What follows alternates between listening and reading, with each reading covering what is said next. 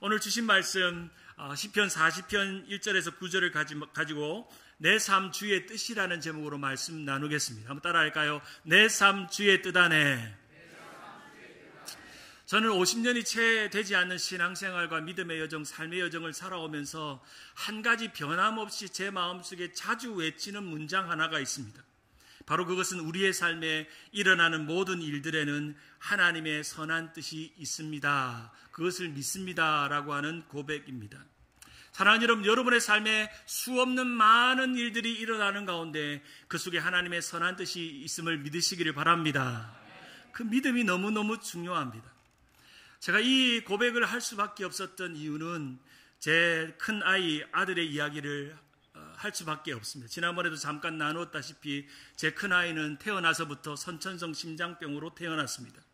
2002년 한국에서 신학대학을 다닐 때 아이를 가졌고 그 아이가 100일 지나고 점점 입술이 파래지고 손이 파래지고 기침을 하고 호흡이 거칠어지는 그 순간 이 아이를 서울 삼성병원으로 응급실로 데려갈 수밖에 없었습니다. 청천벽력과 같은 소식으로 아이는 태어날 때부터 심장 기형으로 태어났고 심장 안에 있는 심실과 심방 4개가 다 열려있는 상태로 좋은 피, 나쁜 피 다 섞여 있는 상태로 태어났다는 것입니다. 그리고 그 심장만 문제가 아니라 이 심장에서 폐로 연결되는 모든 동맥이 제대로 연결되어져 있는 게 없다는 이야기를 들었습니다. 너무나도 절망적이었고 두려웠고 모든 것을 놓고 싶은 원망의 시간이었습니다. 근처 교회에 가서 제 아내랑 새벽 기도를 드리고 아이를 중환자실에 넣어놓고 기도하는데 얼마나 하나님을 원망하는지, 하나님 제 인생을 던져서 목회를 하겠다고 복음을 위해 살겠다고 하는데 이 아이가 아파서 내가 어떻게 이제 내 인생을 살며 교회를 섬기며 복음을 위해 살 것인가에 대한 두려움이 가득했습니다. 그러나 하나님은 그 아이를 수술을 받게 하셨고 그리고 그 수술의 과정 속에서 한 달 동안 중환자실에서 제 아내랑 그 보호자 대기실에서 보내는 시간들을 보냈고 기적과 같이 아이는 수술 후 회복해서 집으로 돌아왔습니다. 거기까지 끝났으면 얼마나 좋았을까요? 그냥 100일 때 좀 애가 아팠다가 완치됐더라 하면 얼마나 지금도 감사하고 좋았을까요? 그런데 그 이후에도 수없는 어려움과 문제들과 이머전시가 계속 생겼습니다. 그때마다 하나님 앞에 원망했습니다. 믿음 없이 하나님을 원망했습니다. 그때 하나님은 이렇게 말씀하십니다. It's me, don't be afraid. 내가 있잖아. It's me, it's I. 나 있잖아. 두려워 말라. 말씀하십니다. 또 그 말씀 붙들고 사역을 열심히 합니다. 그리고 아이가 3살 될 즈음에 저희가 대구 동일교회라는 교회에서 부목사 강도사를 하고 있을 때인데 그때 아이가 이제 커서 3살이 되니까 뛰고 걷잖아요. 그러니까 더 마음이 아픈 거예요. 이제 뛰지를 못하니까. 좀 몇 발짝 걸으면 제자리에 주저앉아 버리고 여전히 입술이 새파래지고 손톱은 새파래지는 상태였습니다. 병원에 데려갔더니 의사 선생님이 2번째 수술을 하자는 겁니다. 그 2번째 수술은 1차 수술보다 더 위험할 거랍니다. 어쩌면 아이를 이 병실에서 나올 때 보지 못할 수도 있다고 마음의 준비를 하라고 말합니다. 그때 저희 아내랑 저랑 한 가지의 고백이 있었습니다. 진단과 수술은 의사가 해도 치료는 하나님이 하신다.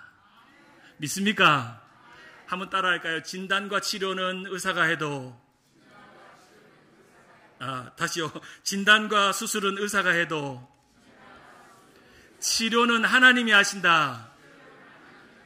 저는 지난 한 달 동안 목사님과 새벽 기도를 인터넷으로 듣고 지난주 토요일에 들으면서 목사님이 설교 말미에 성도들을 위해 장로님 권사님들을 위해 구구절절히 기도하는 그 기도가 남의 기도같이 들리지 않습니다. 마치 저의 기도 같고 목사님의 기도대로 다 나을 줄 믿는 믿음으로 하나님께서 치료해 주시기를 그렇게 기도하는 마음입니다. 남의 마음 같지 않습니다. 저는 아픈 분들을 보면 남 같지가 않습니다. 아픈 분들의 보호자를 보면 정말 남 같지가 않습니다. 제가 겪어봤고 경험하고 있기 때문입니다.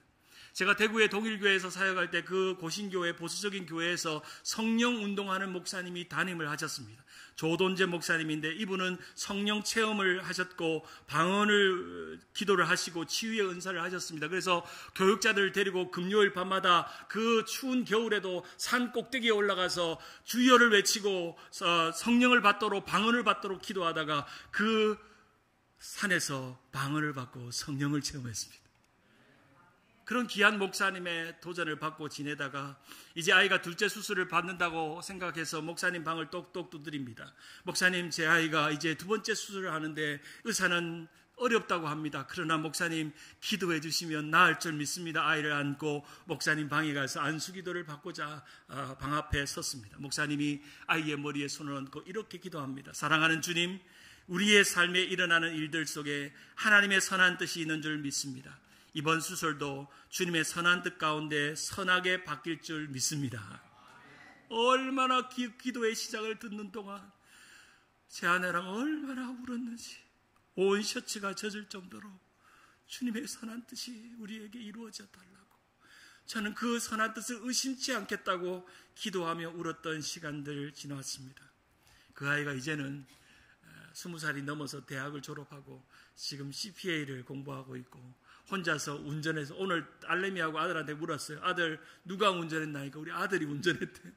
운전해가지고 부지런히 달려서 오늘 이제 교육부 보러 가고 이제 조금 이따 광고 시간에 인사하러 온답니다. 할렐루야.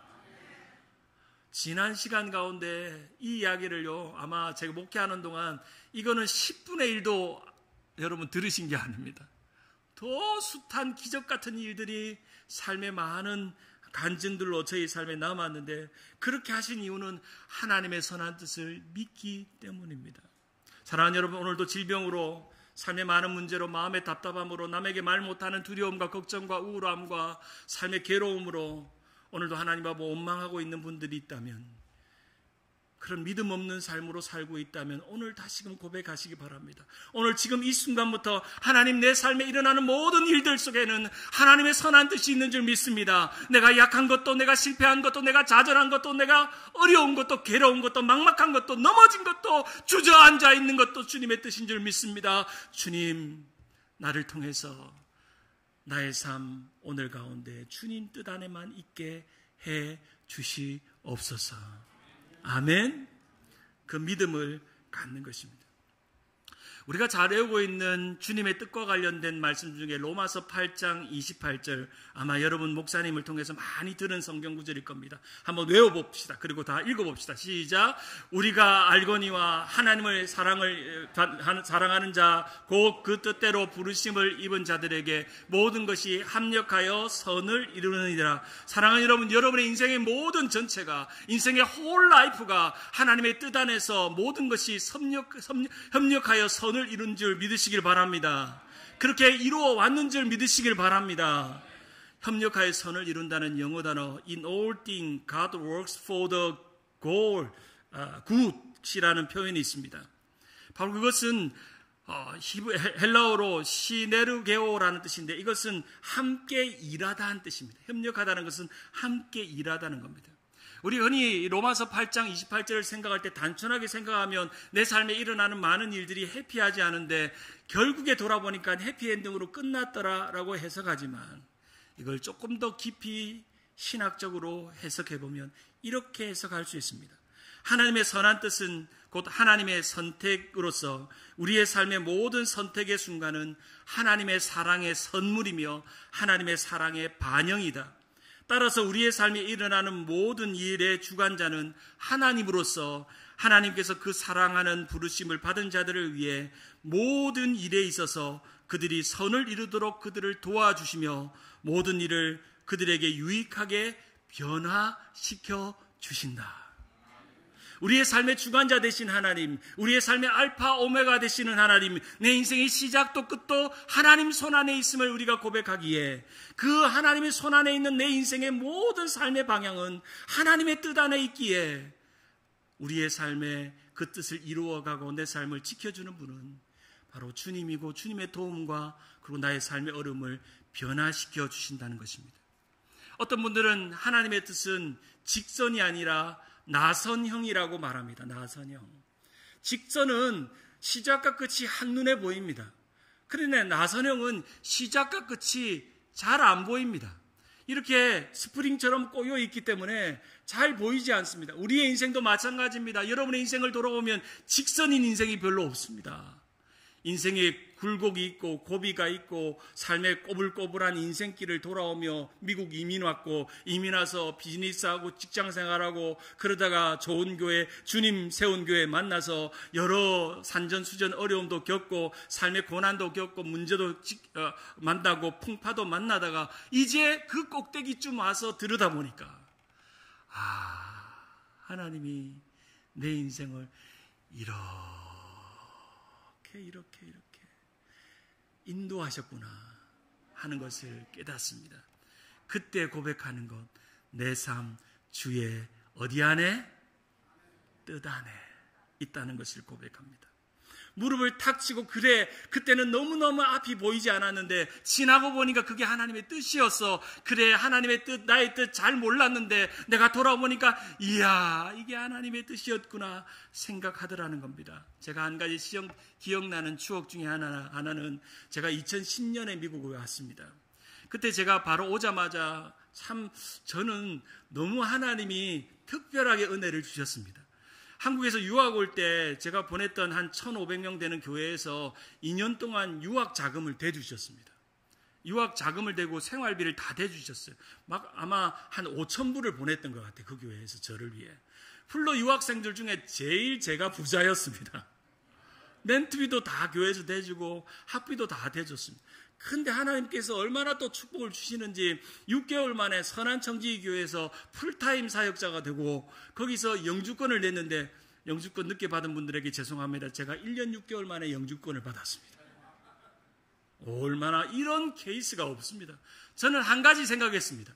하나님께서 우리 준재를 불쌍히 여기셔서 얘를 미국에서 치료하고 공부시키려고 하나님 너무 애쓰시는구나 생각합니다. 그래서 2011년에 선한청지교회가 담임 목사님이 바뀌셔가지고 교회를 막 새롭게 일어날 때 제가 수석 목사, 선임 목사로 행정 목사로 그 일들을 감당할 때에 교회가 예배당이 길었습니다. 앞에서 뒤에까지 너무너무 길었습니다. 그래서 교육자들 회의를 통해서 우리가 이 남가주 지역 중에 예배당 모양이 길쭉하고 와일드하게 생긴 교회들을 한번 찾아보자 하다가 제일 핫하고 부흥하고 성장하는 교회, 주님 세운 교회가 로미타에 있다는 걸 알고 그 교회로 와봤다는 거 아니겠어요. 제가 방송실을 보고 이 의자가 그때 의자더라고요. 그때만 해도 이 의자가요 아주 앞서가는 신식 의자예요. 한국에서 수입해온 거 맞죠, 목사님? 그러니까 이거는 감히 한국에서 교회 규모가 저력이 없으면 저 의자는 못 갖다 놓는 의자였어요. 그래서 목사님들하고 여럿이 가가지고 예배당도 보고 의자들 보고 강단도 넓은 것도 보고 방송실도 너무 잘 되어 있는 거 보고 야 너무 좋다 하고 돌아가서 바로 교회의 모델을 바꿨습니다. 똑같이. 그때 선한청지교회도 빨간 의자로 바꿔버렸습니다. 근데 제가 이거를 까먹고 있었습니다. 제가 지난번 설교할 때만 해도 제가 주님 세운 교회를 와봤다는 기억이 없었습니다. 제가 송 목사님한테 설교 잘하고 왔습니다라고 인사를 하니까 목사님이 뭐냐면 신목사님 나하고 주님 세운 교회 가봤다 이러는 거예요. 언제요? 그 빨간 의자 있고 뒤에 방송실 왼쪽에 있고 뒤에가 큰 문으로 들어오는 강단이 넓은 교회 그 기억나나? 이러더라고요. 예, 나죠. 그게 주님 세운 교회다 이러는 거예요. 제가 생각해보면 2010년은 제가 된장인지 고추장인지 구별도 못하는 이민 와가지고 어리버리 여기가 토렌스인지 뭐 저기 LA인지 모를 때니까 그냥 교회 밴 타고 따라와가지고 여기가 토렌스인지 뭐 팔로스 멀리스인지 모를 때니까 기억이 없었던 것 같아요. 근데 그 순간 소름이 돋는 거예요. 와, 그 교회 예배당 강단 보러 왔던 내가 이 강단에 서 있어요. 할렐루야. 기적입니다. 어리버리하고 길도 무설은 제가 우리 목사님 20년 잘 목회하시고 후임으로 와서 이 강단을 맡겨주시는 게 얼마나 저에게 은혜인지 얼마나 소름이 돋고 야 마치 인생을 굽이 다 돌아와서 보니까 그 지점에 내가 거기 있더라는 거예요. 주님 세운 교회가 우리 교회 될 줄이야. 할렐루야. 여러분에게 제가 후임 목사가 될 줄이야. 잘 부탁합니다. 우리 아버지가 그러더라고요. 아버님 요번 주에 주일 설교하러 갑니다. 딱 한마디 하세요. 우리 아버님 신무장로님도 하고 오래 하셨거든. 교회 어른이니까. 야야, 교회는 니만 잘하면 된다. 그러시더라고요. 이제 쟤만 잘할 일만 남았습니다. 사랑하는 여러분, 지난 인생의 과정을 보면 하나님의 뜻에는 결과도 있고 과정도 있습니다. 근데 생각해 보면 그 결과와 과정을 누가 만드십니까? 하나님이 만드십니다. 그래서 우리는 이 하나님의 뜻을 이룰 때 좋은 결과, 좋은 과정을 생각하지만 그 좋은 결과, 좋은 과정 속에서 우리가 하나님에게 계속 집중하면 하나님의 뜻이 선명하게 보입니다. 아마 여러분의 삶에 여러분의 삶에 아마 목사님, 저는 하나님의 뜻, 주님의 뜻을 잘 모르겠습니다 하는 분들 대부분은 하나님 앞에 집중하지 않습니다. 하나님 앞에 기도하지 않습니다. 말씀 가운데 거하지 않습니다. 예배에 집중하지 않습니다. 그래놓고 하나님의 뜻이 이루어지기를 기다리는 것은 정말 어이없는 일이 되는 것이죠. 오늘 로마서 8장 28절에 바로 앞절에 이런 내용이 등장합니다. 만일 우리가 보지 못하는 것을 바라면 참음으로 기다릴지니라. 우리가 합력하여 모든 것이 선을 이루기 위해 해야 될 일이 있습니다. 바로 그것은 따라할까요? 바라고 참고 기다리라. 바라고 참고 기다리는 거예요. 그저 주어지는 일은 never 없습니다. 합력하여 모든 것이 선으로 이루어질 줄 믿기 때문에 우리가 먼저 해야 될 것은 하나님을 바라고 고난을 참고 기다려야 합니다.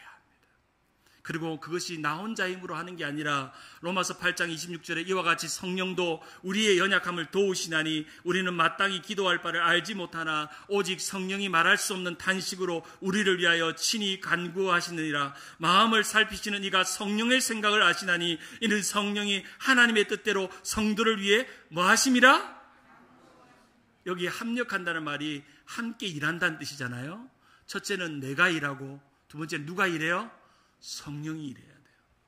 성령의 기도와 나의 기도가 하나가 될 때 마치 손뼉이 마주치듯이 마주쳐질 때 하나님의 선한 뜻이 우리 가운데 이루어지는 거죠. 생텍쥐 베리가 쓴 책 중에 사막의 제수라는 책에 이런 글귀가 나옵니다. 나는 지도를 보면서 하룻밤을 꼬박 세웠다. 하지만 다 소용없는 일이었다. 내가 어디 있는지 알 수 없기 때문에 아무 데도 갈 수 없었다. 아무리 지도책을 펴놓고 내가 지도책을 본들 내가 지금 여기가 어딘지 내가 지금 여기 어느 방향으로 가고 있는지 모르면 아무 데도 갈 수 없습니다. 미국 지도책을 펴놓고 아무리 내가 지금 어디에서 출발하는지를 모르면 갈 수가 없습니다. 제가 토렌스로 오면서 내 삶의 방향이 바뀌었습니다. 저는 동쪽으로 가던 사람입니다. LA에서 오다가도 저기 웨스트콥이나 치노, 다이아몬바, 로렌하이츠 동쪽으로 가던 사람이 하나님이 인생의 방향을 완전히 바꾸셨어요. 서쪽으로 웨스트 코스로 나를 보내셨습니다. 할렐루야. 오늘 91번 타고 오는데요. 내 인생의 주일날 가던 방향이 완전히 바뀌었구나. 완전히 바꿔놓으셔서 그 길로 가는데 얼마나 기쁜지. 왜? 그 길이 주님의 뜻이라고 믿으니까. 그것이 얼마나 감사한지요. 우리의 삶에 마치 정북방을 향하는 나침판이 우리의 가슴에 있습니다. 그것은 그 나침판의 이름은 주님의 뜻입니다. 끊임없이 나침판이 어디에 두진지 간에 정북방을 향해서 끊임없이 흔들리고 떨리듯이 우리의 영혼과 신앙은 주님의 뜻을 향해서 끊임없이 몸부림쳐야 합니다. 하나님, 내 삶에 문제가 있습니다. 어려움이 있습니다. 막막합니다. 그러나 주님, 내 영혼이 주님을 향해서 끊임없이 집중합니다. 주님, 내 삶의 결과도 과정도 주님 안에 있기에 내가 주님 앞에 마치 나침판이 떨듯이 주님을 향하여 내 마음이 떱니다. 두렵고 떠는 마음으로 주님의 뜻을 향해서 내가 그 방향으로 가는 것입니다. 시편 40편에 보면 다윗이 자신의 인생의 큰 고통과 고난을 만났을 때 그가 어떤 떨리는 마음으로 자신 앞에 놓여진 삶을 해석하고 주님의 뜻을 구하는지를 볼 수가 있습니다. 우리는 흔히 다윗의 별명을 짓기를 하나님의 마음에 뭐한 자? 합한 자라는 별명이 있습니다. 합했다는 말을 다른 말로 하면 합격이라는 겁니다. 제가 오늘 이 자리에 온 거는 여러분에게도 합격이었지만 하나님에게도 합격되니까 이 자리에 온 줄 믿습니다. 제가 합격증 받고 왔습니다. 합격증. 만장일치의 합격증. 사도행전 13장 22절에 보면 패하시고 다윗을 왕으로 세우시고 증거하여 이르되 내가 이새의 아들 다윗을 만나니 내 마음에 맞는 사람이라 내 뜻을 이루리라 말합니다. 여기서 연결되죠. 하나님의 마음에 합하려면 뭘 이루죠? 뜻을 이루는 사람. 제가 7월 28일 날 그날이 공동의회가 있는 날이라 목사님이 설교를 유심히 들었습니다. 목사님 설교 중에 다윗 설교를 하시면서 하나님의 마음에 합한 자라는 설교를 하면서 참 제 마음에 와닿는 구절을 목사님의 설교를 받아 적었습니다. 어떻게 적었냐면 다윗은 하나님을 향한 믿음을 가졌습니다. 그 믿음을 통해 거룩하고 의로운 분노를 가졌기에 하나님의 마음에 합한 사람이 되었습니다. 저 구절을 막 받아 적기 시작했어요. 목사님 메시지가 너무 좋잖아요. 받아 적고 나도 이걸 그대로 다음에 한번 써먹으리라 하고. 그래서 곰곰이 생각해서 왜 다윗이 거룩하고 의로운 분노를 가질 수 있었을까? 다윗은 철저하게 하나님의 뜻과 나의 뜻이 맞추는 훈련을 했다는 것입니다. 하나님의 뜻과 나의 뜻이 맞지 않으면 사람은 비겁해집니다. 그런데 하나님의 뜻과 나의 뜻이 정확하게 일치하면 거룩하고 또한 온전한 의로운 분노를 가지며 불의와 싸우고 승리하고 바른 길, 옳은 길을 외치고 선포할 수 있습니다. 믿습니까? 아마 그런 교회가 주님 세운 교회인 줄 믿습니다. 지난 1000번째의 기도를 통해서 그 일들을 이루었습니다. 목사님 메시지와 기도의 시간들을 통해서 우리는 그런 꿈을 꾸고 있습니다. 하나님께서 바른 길, 의로운 길, 세상 사람들, 세상 교회가 비겁하게 동성애에 반응하지 못하고 정확하게 말하지 못할 때 우리는 정확하게 그건 아니라고, 그건 노라고, 그것은 하나님의 뜻이 아니라고 분명히 말할 수 있는 교회, 분명히 강단에서 외칠 수 있는 교회, 그리고 그 성도들이 함께 그 일을 위해서 1000일 동안 기적같이 기도한 교회, 거침없이 겁없이 기도한 교회, 그 교회가 주님 세운 교회입니다. 할렐루야. 그래서 여러분은 금메달입니다. 할렐루야. 박수. 우리 하나님께 영광의 박수. 주님의 뜻을 아는 교회. 여러분, 세상에 많은 교회들이 있고 목회자가 있지만 주님의 뜻에 비겁한 사람들, 비겁한 교회들도 있습니다. 분명히 성경은 이거는 아니라고 말하는 주님의 뜻이 있음에도 불구하고 다윗은 철저하게 자신의 삶이 하나님에 합한 사람으로 하나님의 뜻에 제 인생을, 자신의 삶을 올인했습니다. 그래서 고난이 오고 어려움이 오고 문제가 와도 삶을 자살하거나 삶을 끊어버리지 않았습니다. 어쩌면 생각해보세요. 다윗이 자기 인생을 비옥해서 저기 엔게디 폭포 밑에서 저 산 뒤에서 내 인생을 턱 던질 수도 있습니다. 그런데 그 모든 억울하고 괴롭고 모멸감을 느끼는 시간 속에서도 그를 견뎌내고 그것을 하나님의 뜻으로 받아 고백하고 있습니다. 오늘 본문 2절에 보면 우리 같이 한번 읽어볼까요? 시편 40편 2절 우리 같이 한번 읽어봅시다. 시작. 나를 기가 막힐 웅덩이와 수렁에서 끌어올리시고 내 발을 반석 위에 두사 내 걸음을 견고하게 하셨도다. 여기서 기가 막힐 웅덩이와 수렁이 등장합니다. 저는 다윗이 표현한 고난을 설명하는 것 중에 참 멋있습니다. 기가 막힐 웅덩이와 수렁. 여기서 기가 막히는 단어, 영어로 슬랩니라는 단어는 것은 불쾌하다는 겁니다. 사랑하는 여러분, 인생 살다가 참 불쾌할 때가 있잖아요. 사람한테 상처받고 또 삶이 풀리지 않고 또 삶이 꼬이고 또 억울한 일을 당하고 불쾌할 때가 있습니다. 실제로 히브리어 이 기가 막히다는 단어 샤온이라는 것은 요란한 소리가 주변에서 나다 이런 뜻입니다. 다윗이 기가 막힌 웅덩이에 빠졌습니다. 들어가 봤더니 거기서 요란한 소리가 온갖 곳에서 납니다. 그리고 마음이 불쾌해지고 어려워지고 시험당하고 넘어지는 순간이 옵니다. 절망합니다. 슬픔이 찾아옵니다. 두려움이 찾아옵니다. 국어사전에서 기가 막히다는 단어를 찾아보니까 두 가지의 의미가 있더라고요. 첫째는 어떤 일이 놀랍고 언짢아서 어이가 없다.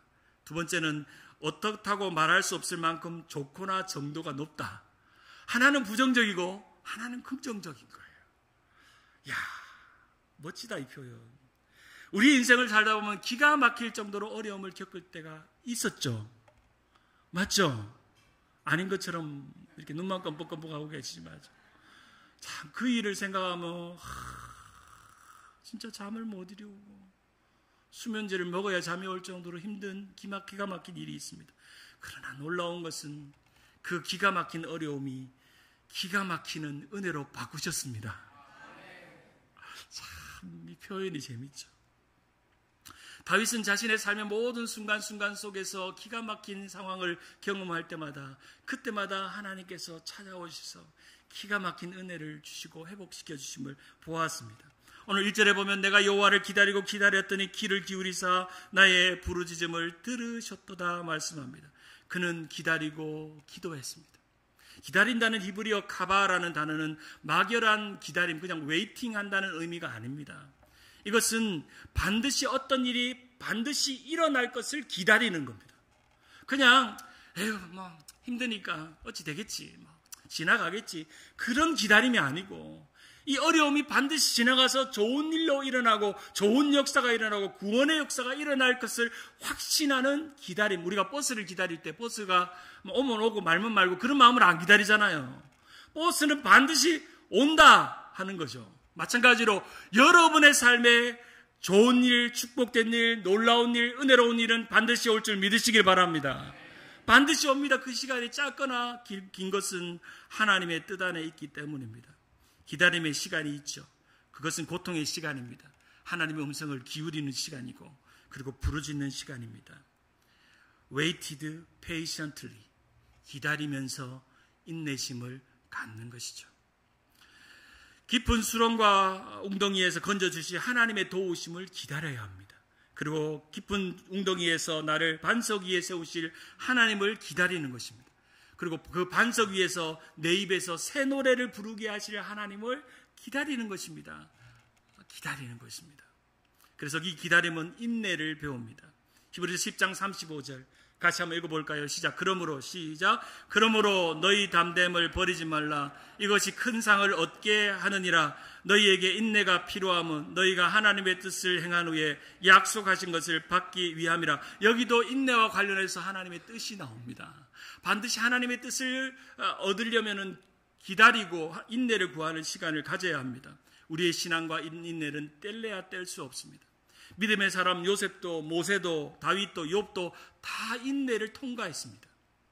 제가 젊은 목사이기 때문에 은퇴하신 목사님이나 또한 목회를 참 잘하신 목사님들에게 묻습니다. 목사님, 목회를 한 단어로 설명하면 뭘까요? 라고 묻습니다. 그러면 우리가 기대했던 단어는 성공이나 섬김이나 봉사나 헌신이나 이런 걸 기대하지만 대부분의 목사님들이 한 단어를 이야기합니다. 인내를 이야기합니다. 인내. 박 목사님 맞죠? 네, 목회는 인내입니다. 저도 이제 50입니다, 내년에. 20년 뒤면 저도 원로 목사 됩니다. 잘하면, 저만 잘하면. 그 중에 제일 잘해야 될 게 인내하는 거더라고요. 인내하는 거. 저도 담임 목회 6년을 지나면서 잘했던 것도 있고 잘못했던 걸 돌아보면 좀 더 인내해야 되겠다라는 결단을 제 마음에 갖게 됩니다. 로마서 5장 3절에 보면 다만 이뿐 아니라 우리가 환난 중에 즐거워하나니 이는 환난은 인내를, 인내는 연단을, 연단은 소망을 이루는 줄 알미로다. 소망이 우리를 부끄럽게 하지 아니하면 우리에게 주신 성령으로 말미암아 하나님의 사랑이 우리의 마음에 부은 바 됨이라. 바로 인내는 소망을 만드는데 그 인내 안에서 하나님께서 어떤 은혜를 주시냐? 하나님의 사랑을 부어준다는 거예요. 사랑하는 여러분, 우리의 삶에 하나님의 뜻을 찾을 때에 기다림이 필요하고 인내의 시간을 필요할 때 그것을 견딜 수 있는 힘은 하나님의 사랑입니다. 오늘도 예배 시작하는데 한 10분 동안 서 있어 찬양하는데 얼마나 제 마음에 기쁨이 있고 즐거움이 있고 감격이 있는지. 그래서 다음 주부터 한 10분 서서 찬양을 같이 하고 싶다는 생각이 들었습니다. 하나님의 은혜, 하나님의 사랑이 우리 가운데 부어지면 오늘을 견딜 수 있는 힘이 있고 능력이 나타납니다. 인내와 믿음과 관련한 격언 중에 이런 격언이 있습니다. 같이 한번 읽어볼까요? 순종은 시작. 순종은 믿음의 열매요 인내는 믿음의 나무에 피는 이른 꽃입니다. 자, 두 번째, 인내가 없는 시작. 인내가 없는 그리스도인은 무기가 없는 군인과 같습니다. 인내 못하고 예수 믿고 인내 못하고 교회 생활하고 인내 못하고 봉사하고 인내 못하고 목회하고 인내 못하고 살면 무기 없는 군인과 같대요. 그리스도인에게 가장 강력한 무기는 인내하는 것입니다. 한 번은 암 환자 권사님에게 신방을 갔습니다. 이 권사님이 늘 새벽기도 나오고 믿음으로 기도하는 권사님입니다. 그런데 너무너무 대단해요. 암을 만났는데도 인내하시는 거예요. 그리고 같이 암 환자들끼리 모이면서 자기는 이 암 치료를 받고 항암 치료를 받는 이 어려움을 정말 찬송하고 예배하고 기도하면서 견디고 있는 이야기를 믿지 않는 성도들에게 하는 걸 보았어요. 그러면서 그 믿지 않는 사람이 당신은 무슨 힘으로 이 항암 치료를 인내하고 견디냐 물으니까 이 권사님이 저는 예수님의 십자가의 보혈로 인내하고 견딥니다. 우리 주님 세운 교회도 참 연약한 많은 분들이 계신지 압니다. 파킨슨병, 또 중풍병, 또 여러 가지 어려움과 질병과 또 여러 가지 문제들을 안고 살아가는 성도들, 성인병, 여러 가지 어려운 문제들이 있는데 정말 그 시간이 너무너무 힘들죠. 저도 옆에서 지켜보니까 너무 힘들어요. 하루는 제 아들에게 물었어요. 너도 참 아프게 태어나서 힘들었지 하니까 아들이 뭐라 그러냐면 아빠 힘들었는데 주님 덕분이야. 주님 덕분이야. 자기가 이렇게 학교도 드롭 한 번 안 하고 과정을 다 마치고 이번에 대학을 졸업하는데 얼마나 감사한지 온 가족이 저녁을 먹는데 주님께 감사했습니다. 학교의 과정을 다 마치게 해주셨어. 찬송가 425장에 보면 주님의 뜻을 이루소서, 주님의 뜻을 이루소서, 고요한 중에 기다리니 진흙과 같은 날 빚으사 주님의 형상 만드소서. 2절 가슴에 손을 얹고 주님의 뜻을 이루소서. 병들어 몸이 피곤할 때 권능의 손을 내게 펴사 강건케 하여 주옵소서. 사랑하는 우리 주님 세운 교회 성도들 가운데 여러 가지 질병과 고난과 어려움을 겪는 성도들 주님께서 안수하시고 낫게 해주시고 권능의 손을 펴셔서 강건케 하는 역사가 일어날 줄 믿습니다. 치료의 역사가 일어날 줄 믿습니다. 기적이 일어날 줄 믿습니다. 고침받고 예배당에 나올 줄 믿습니다. 예배당에 어떤 한 권사님인가 집사님이 목사님 보러 왔는데 그동안 너무 아프시다가 예배당에 왔대요. 제가 뭐라 할게요? 권사님 오늘 이후로 더 강건하게 예배당에 계속 나올 줄 믿습니다. 그런 은혜를 나누었습니다. 원래 이 찬양은 한 자매님이 지은 찬양입니다. 에디슨 폴라드라는 자매님이 무디 신학교를 졸업하고 또 선교를 준비하고 복음을 준비하는 동안 자신이 늘 앓고 있던 당뇨병 때문에 어려움을 겪었습니다. 그것 때문에 너무너무 괴로웠습니다. 그래서 늘 치유의 집회를 쫓아다니면서 이것을 낫기 위해 기도하던 가운데 어느 날 안수 기도를 받다가 이 병이 고침받았습니다. 얼마나 놀라운 역사가 일어났는지. 그리고 나서 아프리카 선교가 되겠다고 선교사가 되겠다고 준비하고 있는 가운데 또 병이 도졌는데 이번에는 신경통이 도졌습니다. 그러니까 이 선교사님이 얼마나 마음에 절망이 되고 정말 이 당뇨병만 고치면 주님을 위해서 평생 선교사로 살겠다고 결단했는데 그렇게 좌절하고 있는데 자기 옆방에 할머니가 기도하는 소리를 들었습니다. 할머니가 뭐라고 기도하냐면 하나님 우리의 삶에 어떤 일이 일어나도 좋사오니 주님의 뜻과 섭리만이 우리에게 이루어지게 해달라고 하는 기도를 듣게 된 겁니다. 그리고 그 기도가 자신의 머리를 빵 때리는 것 같았습니다. 그리고 하나님 앞에 회개하고 성경을 탁 폈는데 편 성경이 예레미야 18장 3절 내가 토기장의 집으로 내려가서 본즉 그가 농로로 일하는데 진흙으로 만든 그릇이 토기장의 손에 터짐에 그가 그것으로 자기의 의견에 좋은 대로 다른 그릇을 만들더라. 그 말씀을 가지고 주님의 뜻을 이루소서 하는 이 찬양을 짓게 된 겁니다. 얼마나 감사한지. 원래 이 찬양의 원 영어 제목은 Have thine own way, Lord라는 의미가 있습니다. thine 것은 고대어로 당신이라는 뜻이죠. 바로 주여 당신의 길을 택하소서. 바로 뜻은 주님의 길과 관련되어 있습니다. 그리고 저는 순종하며 조용히 기다리겠습니다. While I am waiting, yielded and still. 난 여전히 주님께 다 양보하고 맡기고 나는 waiting.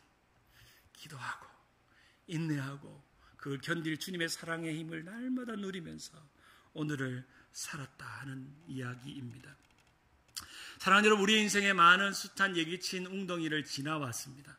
돌아보면 어떻게 그 시간을 지나왔을까? 아마 여기 계신 어르신들은 인생을 돌아보면 참 많은 인생의 질퍽질퍽한 웅덩이를, 온몸이 젖을 만한 웅덩이를 지나왔던 시간이 있으셨을 것입니다.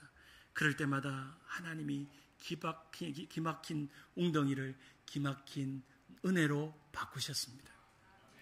오늘 다윗은 그것을 고백합니다. 그리고 17절에 고백합니다. 나는 가난하고 궁핍하오니 주께서는 나를 생각하시오니 주는 나의 도움이시오 나를 건지시는 이시라. 나의 하나님 여호와여 지체치 말라고 고백하면서 마지막에 그가 한 단어로 자신의 삶을 고백합니다. 바로 그것은 새 노래입니다. 3절 같이 읽습니다. 큰 목소리로 시작.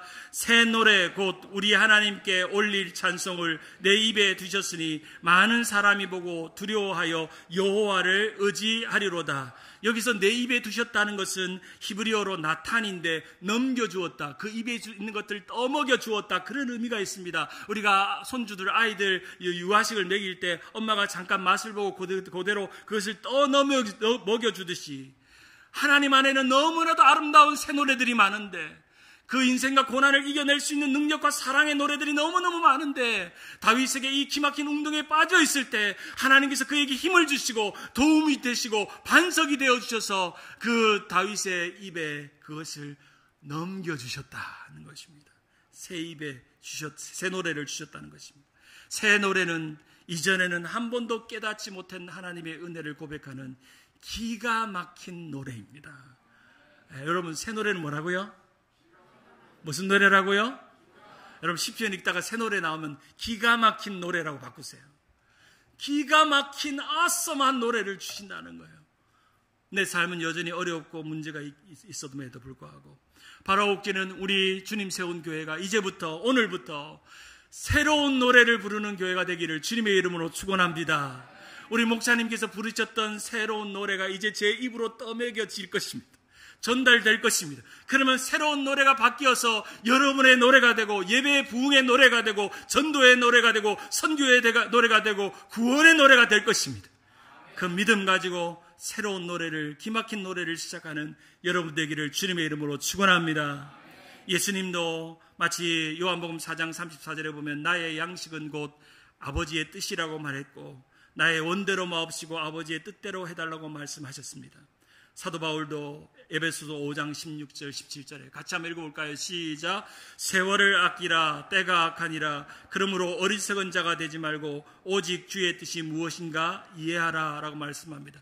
점점점 이 세대는 악해져 갑니다. 이게 주의 뜻인지 사람의 뜻인지 정말 혼탁한 시대를 살고 있습니다. 목회자들도 주의 뜻을, 성경이 분명히 말씀하는 주의 뜻을 외쳐야 하는데도 불구하고 사람의 뜻에 집중하다 보니 주님의 뜻을 외치지 못하는 비겁함이 있습니다. 그러한 시대가 점점점 옵니다. 다윗은 오늘 5절에 보면 주의 행하신 기적이 많고 생각이 많고 수를 셀 수 없다고 말합니다. 그리고 세번역 시편 40편 7절에 그때에 제가 말했습니다. 이제 제가 왔습니다. 두루마리 책 안에 저에 관하여 기록되었습니다. 나의 하나님 당신의 뜻을 행하기를 제가 원합니다. 당신의 말씀이 제 속 깊이 있습니다 라고 번역한 것처럼 바로 하나님의 뜻은 이 하나님의 말씀 안에 있습니다.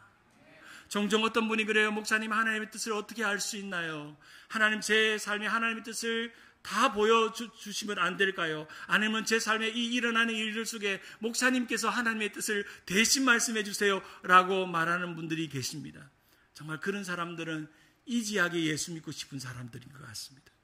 진짜 주님의 뜻에 집중한 사람은 말씀을 읽습니다. 예배합니다. 기도의 자리에 나아옵니다. 그래서 예배에 집중하고 말씀과 기도로 거룩해지기를 온전히 사는 삶이어야 합니다. 말씀 안에 내 삶이 여기 있습니다. 하나님의 뜻이 여기 있습니다. 말씀을 펼 때 그것이 우리에게 발견됩니다. 다윗은 그것을 알았습니다. 40편 8절에 나의 하나님이여 내가 주의 뜻을 행하기를 즐기오니 주의 법이 나의 심중에 있나이다. 한번 따라할까요? 주의 뜻을 행하기를 즐기오니 주의 법이 나의 심중에 있나이다. 곧 주의 법이 주의 뜻입니다. 말씀을 맺습니다. 누군가 미켈란젤로에게 어떻게 당신은 이 대단한 피에타상과 다비드 같은 상을 만들었나요? 라고 물으니까 허허 웃으면서 이렇게 심플하게 말합니다. 저는 석고 원석을 봅니다. 그리고 그 원석의 원래 안에 존재하던 것을 꺼내어 줬을 뿐입니다. 원석과 같은 것에서 원래 그 피에타와 다비드상이 자기는 그것을 보았고 그것을 꺼냈다는 겁니다. 대단한 화가나 위대한 작가들이나 대단한 사람들은 남이 보지 못하는 것을 보고 그것을 만들어내는 사람입니다. 예수 믿는 우리들은 다 그런 능력이 있습니다. 우리의 삶의 원석 같은 고난과 어려움과 문제와 거치는 문제들이 우리 가운데 놓여져 있을 때, 내 삶 주의 뜻 안에서 그것을 발견하기 시작할 때, 그것을 마치 정으로 쪼개듯이 깨끗하게 만들기 시작할 때, 더 몽골몽골하게 만들어갈 때 하나님께서 은혜를 주시고 새로운 작품으로, 명품으로 만들어갈 줄 믿습니다. 옆에 분에게 축복합시다. 당신은 주님의 뜻의 작품입니다. 시작. 한 번 더. 당신을 보니 제법 잘 만들었습니다. 시작.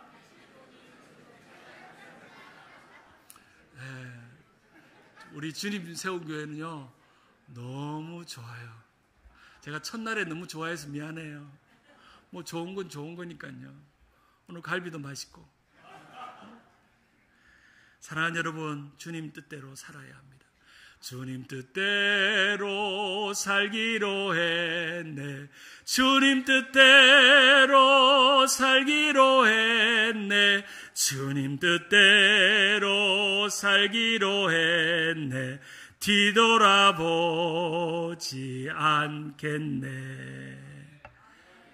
뒤돌아볼 필요가 없어. 주님의 뜻이 저 앞에 있기 때문에 달려가면 됩니다. 오늘 메시지는 4가지입니다. 첫째로 내 삶의 주님 뜻을 기다리십시오. 두 번째로 내 삶의 주님의 뜻 안에 기박힌 웅덩이를 만나면 반드시 기막힌 반석으로 바뀔 줄 믿으시길 바랍니다. 세 번째로 내 삶의 주님의 뜻 안에 보이지 않는 삶의 시간에 미리 우리의 삶에 기막힌 노래를, 새 노래를 부를 그날을 꿈꾸시고 오늘부터 그 일을 시작하십시오. 그때 내 삶의 주님의 뜻 안에 있는 것을 발견하게 될 것입니다. 그 은혜가 우리 가운데 충만하게 있는 우리 사랑하는 주님 세운 교회 성도들 모두가 되기를, 그리고 온라인으로 예배드리는 모든 성도들 되기를 주님의 이름으로 축원합니다.